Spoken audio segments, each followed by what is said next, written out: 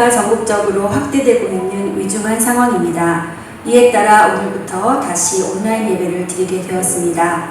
각 가정에서 예배를 드리시는 교우 여러분 모두 오직 하나님께로 정조준된 마음으로 온전한 예배를 드리시기 바랍니다.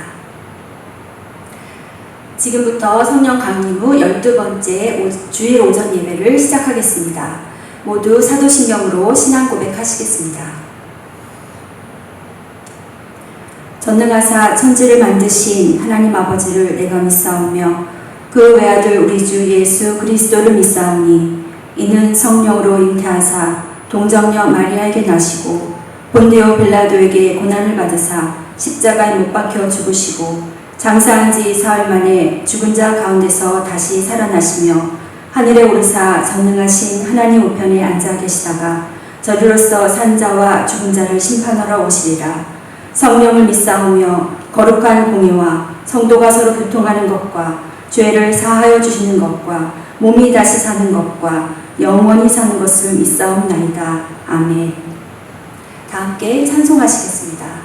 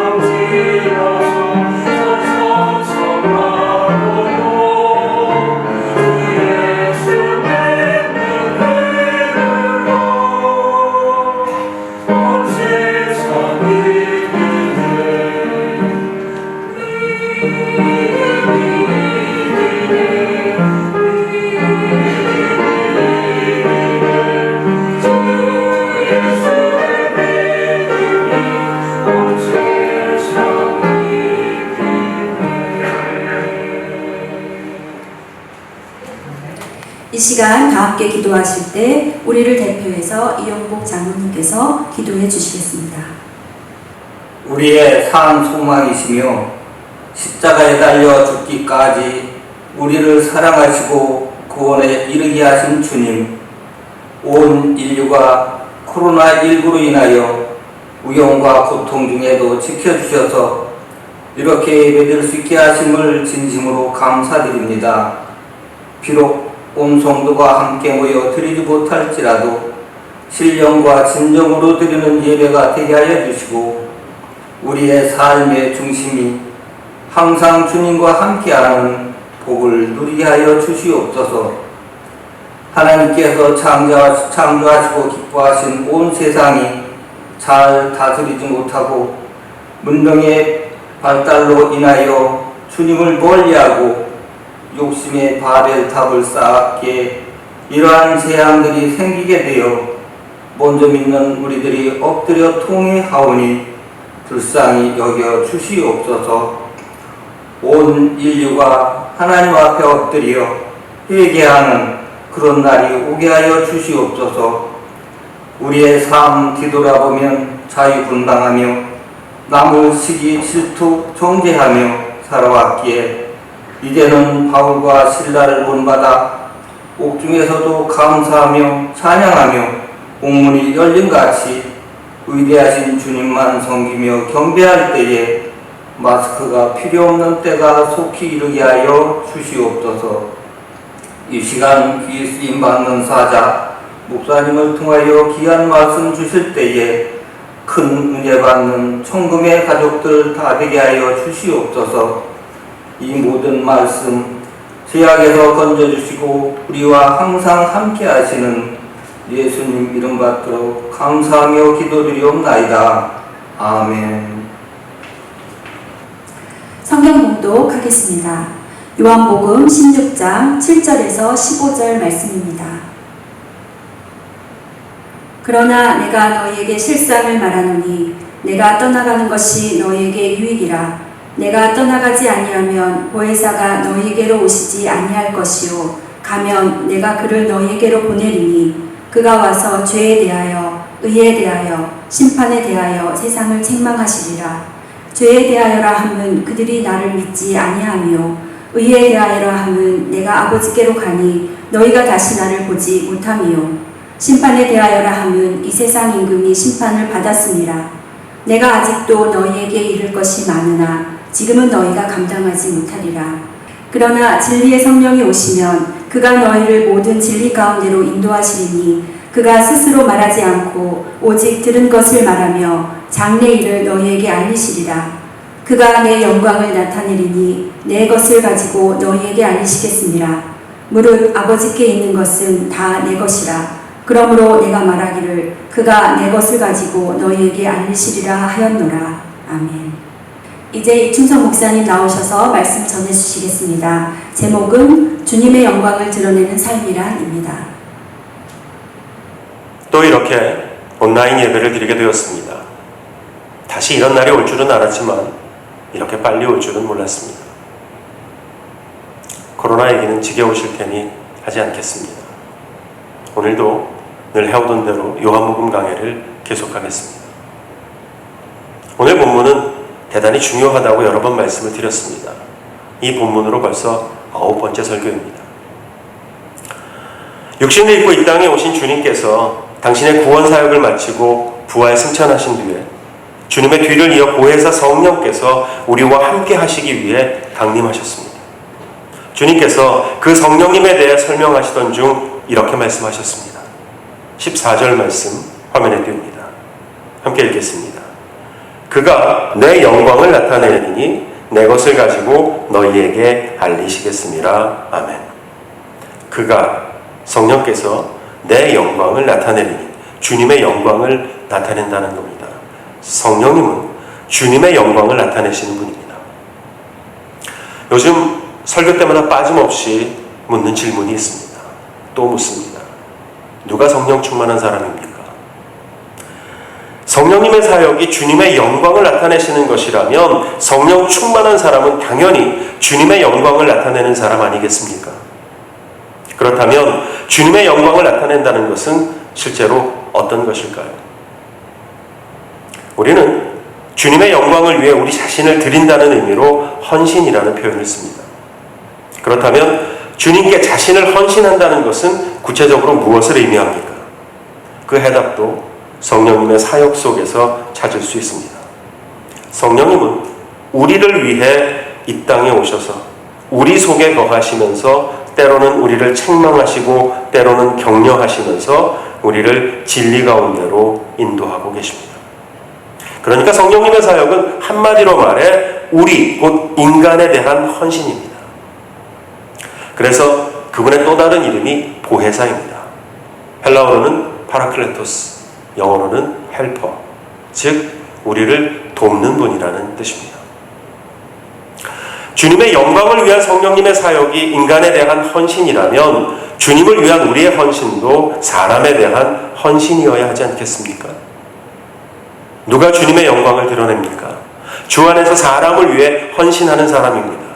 주님께서는 바로 그런 사람과 하나가 되어주십니다. 그렇다면 또 묻습니다. 누가 성령 충만한 사람입니까? 사람에게 헌신하는 사람입니다. 우리와 함께 하시는 성령님의 사역이 곧 사람에 대한 헌신이기 때문입니다. 하나님께서는 하나님의 형상을 따라 사람을 지으셨습니다. 그런데 우리 자신을 가만히 살펴보면 우리의 지체가 온통 헌신의 결정체임을 알게 됩니다. 우리의 지체 중에서 그 어느 것도 자기의 유익을 위해 존재하는 지체가 없습니다. 한결같이 다른 지체에게 헌신하기 위해 쉼없이 일하고 있습니다. 눈은 자기를 위해 세상을 보지 않습니다. 편하기로 따진다면 눈은 감고 있는 것이 자기에게 가장 편합니다. 하지만 뇌가 원하는 것을 보여주기 위해 눈은 중단 없이 일을 합니다. 나이가 들어 눈이 어두워지고 시력이 나빠져도 목숨이 다하는 날까지 눈은 헌신을 중단하지 않습니다. 이가 없으면 음식을 먹을 수가 없습니다. 이는 평생 음식을 씹는 일을 하지만 단 한 번도 음식의 맛을 보거나 포만감을 느끼지 못합니다. 오직 헌신으로 일관합니다. 두 손은 자기를 위해서는 아무것도 할 수가 없습니다. 음식을 먹고 몸을 씻어주고 온갖 일을 하지만 두 손이 행하는 모든 동작은 다른 지체를 위한 헌신일 뿐입니다. 두 발은 그 사람의 온 체중을 지탱해 줍니다. 그리고 피곤을 무릅쓰고 사람이 가기 원하는 곳으로 움직입니다. 두 발이 없으면 우리는 아무 데도 가지 못합니다. 그렇게 중요한 일을 하면서도 차별 대우를 받습니다. 다른 지체는 다 얼굴 닦는 수건으로 닦아주면서도 발 닦는 수건은 따로 씁니다. 밭에서 일을 하다가 잠시 집에 들어갈 때는 걸레 같은 발 닦기에 한번 문지르면 그만입니다. 눈에 보이지는 않지만 평생을 쉼없이 일하는 심장은 어떻습니까? 우리의 육체가 편안한 수면을 취하는 동안에도 쉬지 않고 일합니다. 생명의 근원인 피를 전신에 흐르게 해주기 위해서입니다. 이런 우리 몸의 어느 부분이 온전하지 못하면 불구라고 부릅니다. 그러면 그 온전치 못한 지체는 다른 지체의 헌신을 일방적으로 받기만 할 뿐 그 스스로는 다른 지체에게 전혀 헌신하지 못합니다. 불구가 아닌 이상 인간의 모든 지체는 반드시 다른 지체에게 헌신하게 되어 있습니다. 그것이 인간을 창조하신 하나님의 뜻이기 때문입니다.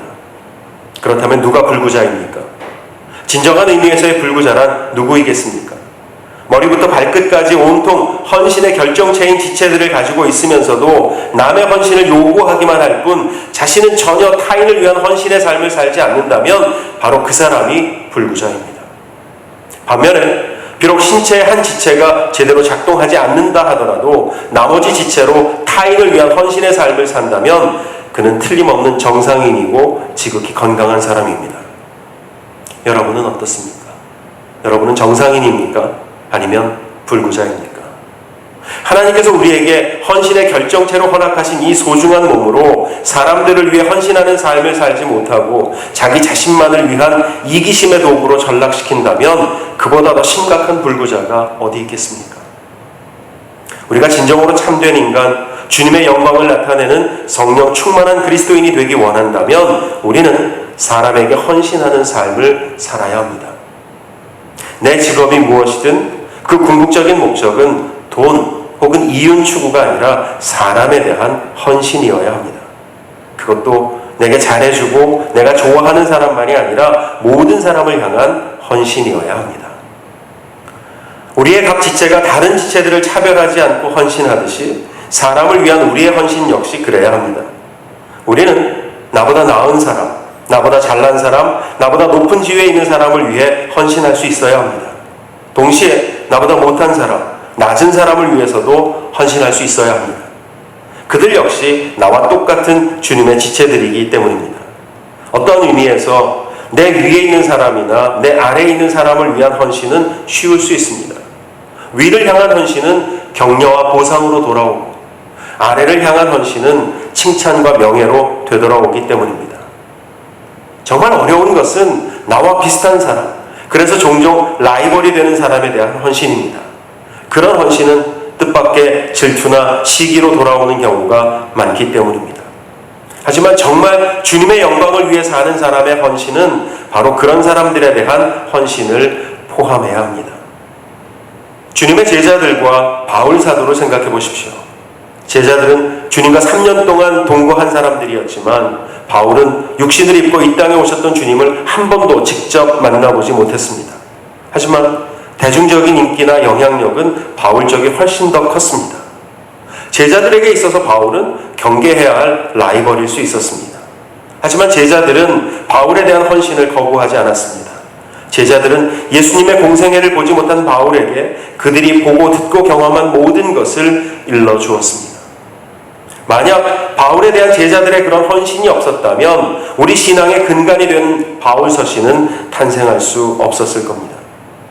제자들의 헌신이 바울 서신을 낳았고 바울 서신은 복음의 세계화를 이루었으며 그 결과 주님의 영광이 온 세계에 드러나므로 제자들 역시 이스라엘을 넘어 세계의 위인이 될 수 있었습니다. 이 땅의 정치인들을 보십시오. 서로 라이벌 관계에 있는 그들은 자신들의 권력욕에 따라 야합을 할 뿐 나라를 위해서 서로 헌신하지는 않습니다. 그래서 권력을 쥐고 있으면서도 늘 비판의 대상받게 되지 못합니다. 잊지 마십시오. 우리의 헌신은 위나 아래로만이 아니라 반드시 옆으로도 확산되어야만 합니다. 그래야 불구자가 아닌 건강한 그리스도인이 될 수 있습니다. 어떻게 그런 삶이 가능합니까? 우리에게 헌신하기 위해 이 땅에 오신 성령님께서 우리와 함께 하심으로 가능합니다. 그분의 조명 아래 거하고 그분의 인도하심을 받음으로 그리고 그분에게 민감하게 반응함으로 가능합니다. 우리가 어떻게 주님의 영광을 드러내는 삶을 살 수 있습니까? 주님의 한 지체로서 주님의 또 다른 지체들인 사람들에게 헌신함으로써만 가능합니다. 진정 주님의 영광을 드러내는 성령 충만한 그리스도인이 되기 원한다면 사람에게 헌신하는 삶을 사시기 바랍니다. 그러면 우리를 위해 헌신해 주시는 성령께서 우리와 함께 계시기 때문에 부족하면서도 이기적인 우리지만 그런 삶을 살아낼 수 있습니다. 그런 저와 여러분 모두가 되시기를 주님의 이름으로 간절히 축원합니다. 기도하겠습니다. 은혜로우신 아버지 하나님, 지나간 삶을 돌아보니 하나님께서 허락하신 헌신의 결정체들로 이루어진 이 몸으로 헌신의 삶을 살지 못하고 이 몸과 인생을 추한 이기심의 도구로 전락시키며 살아왔습니다. 저희의 어리석었던 삶을 용서하여 주옵소서. 하나님이시면서도 저희를 위해 이 땅에 오셔서 저희 속에 거하시면서 책망과 격려로 저희를 진리 가운데로 인도하시며 저희에게 헌신을 다하시는 성령님, 저희의 눈을 열어주시고 저희의 마음을 만지셔서 저희로 하여금 주님을 위해 사람들을 위해 헌신하는 삶을 살게 하여 주옵소서. 우리 주 예수 그리스도의 이름으로 기도합니다. 아멘. 목사님 나오셔서 광고 말씀 후 축도하심으로 주일 오전 예배를 마치겠습니다. 광고 말씀드립니다. 그동안에도 그랬던 것처럼 우리 교회는 방역 지침을 철저하게 준수할 겁니다. 방역 당국의 요청대로 일단 다음 주일까지 온라인 예배로 드립니다. 그 후에는 사태의 추이에 따라 전교인에게 다시 문자를 드리도록 하겠습니다.